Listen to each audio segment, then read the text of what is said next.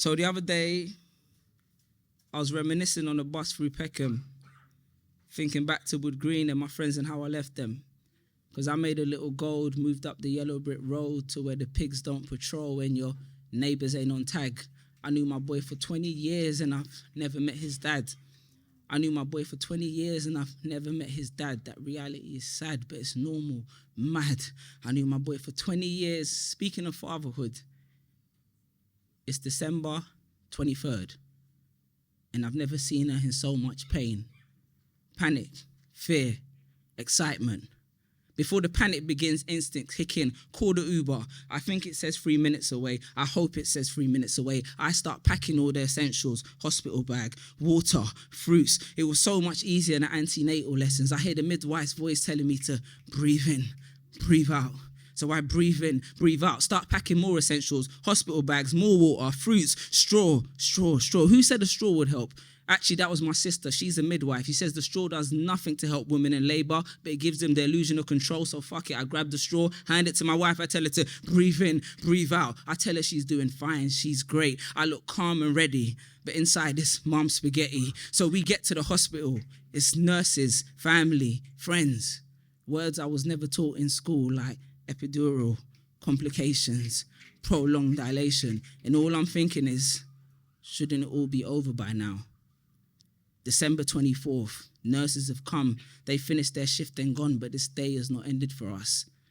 If the baby's born today, it could be your twin. Every call suggests to my mother-in-law who's born on the 24th. I go to get her a birthday card and I consider signing it off from your granddaughter or grandson.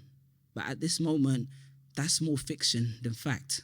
Why didn't we find out the sex? If I thought she was in pain before, now it's torture. I tell her she's doing good. She's fine. God has got us, but I don't know. I don't think I've said more praise in the last 32 hours than I have in my entire life.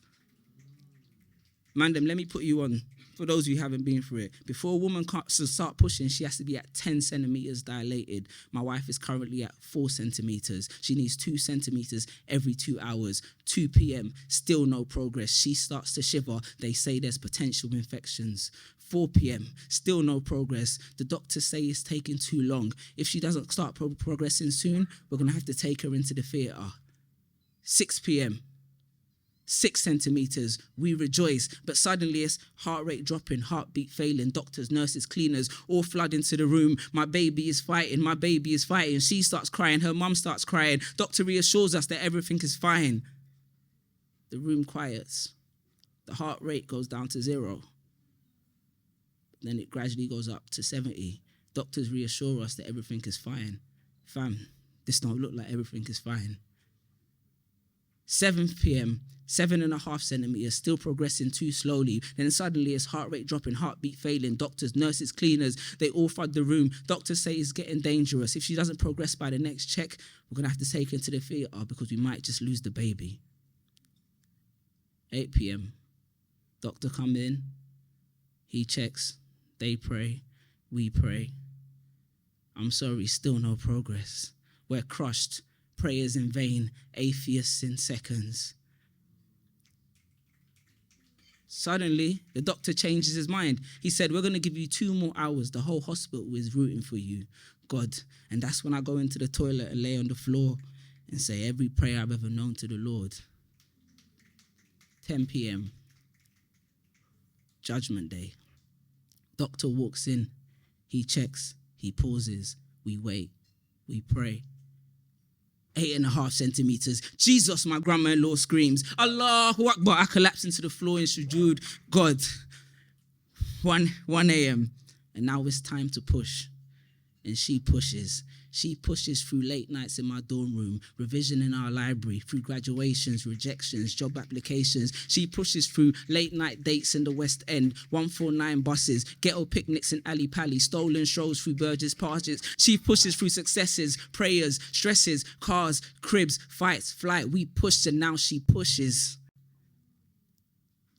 And my world is reborn in 7 pounds. Merry Christmas, the nurse screams. I don't celebrate Christmas, but fuck it, Merry Christmas to you as well. He's weird and he's grey looking. And I can tell by that head shape that he's definitely Ghanaian. but he's mine. You know that? And he's mine. And his name is Nazareth. I thank the hospital. I thank my wife. I thank God. And then I hold him for the first time. And my world is changed forever. Thank you.